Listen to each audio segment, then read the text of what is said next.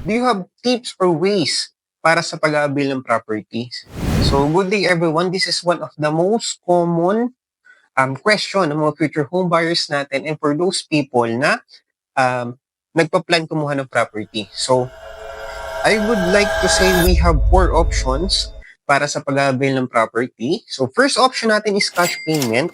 So, with this payment method or with this option, you will save money hanggang sa mabuo nyo yung total contract price ng property. Then, you will settle it as one-time payment. So, good thing with this is wala na kayong iisipin na monthly payment, wala na rin kayong iisipin na interest.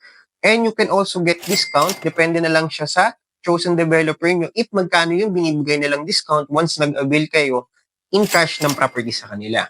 One of the main problem lang na nakikita ko with this is not every Filipino or future home buyers natin are have capacity to pay in cash ng property.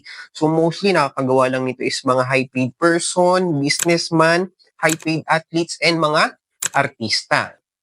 For example, you decided to save money. So, para ma-pay in cash yung property na nagustuhan ninyo. So, it takes time bago ninyo ma-complete or mabuo yung amount na kailangan para ma-pay nyo sa property. On this time period kasi, possible or malaki ang chance na mag-price increase na yung property na napili nyo. Lalo na, in real estate, property always appreciates in value. Meaning, tumataas ang price neto. And second option naman natin is deferred cash.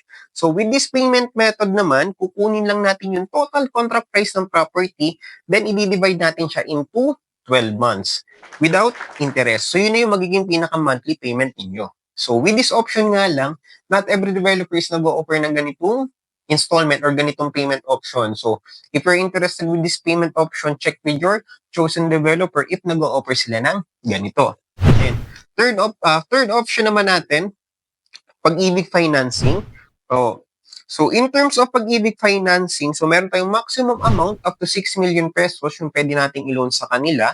And we need to expect syempre na may interest rate ito. So as of this moment, ang interest rate ng Pag-ibig Fund is up to 6.25%. Then, in terms of Pag-ibig financing also, you can choose from 30 years up to 5 years in amortization. Pero depende pa rin ito sa income ni client and age. So if you choose Pag-ibig financing, you will undergo assessment para ma-check if you are eligible for housing loan, at the same time para ma-check if kung saan years in amortization kayo papasok. Ang downside lang na nakikita ko with Pag-ibig financing is not every developer are accredited sa Pag-ibig financing.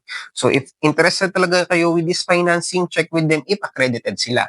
Then, fourth option natin is bank financing. In terms naman ng bank financing, you can also choose from 30 years up to 5 years in amortization. Pero take note, nakadepende ito sa bank kung saan ipapasok ang housing loan ninyo. So, hindi lahat ng bank nag-o-offer ng 30 years and 25 years.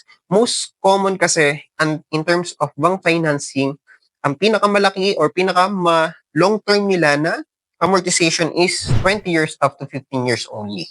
And also take note, in terms of bank financing, credit history is very important. Sobrang importante siya. Pwede siyang maka-affect sa future housing loan ninyo. In terms of payment ng bank financing, so most of banks and developers, they do is 80% yung ilo-loan or iba-bank loan natin. Then, the remaining 20% will be your down payment. Pero, as of this moment, one of our project here in San Pablo, which is Sabana South, they offer 95% bank loan, then only 5% ang magiging down payment ninyo. So, check natin. Let's do simple math. So, for example, one of their properties here in Sabana South Mansion Twin Duplex, the property worth is 3,400,000 pesos. Then, kunin lang natin yung 95% nito, which is 3,230,000 pesos.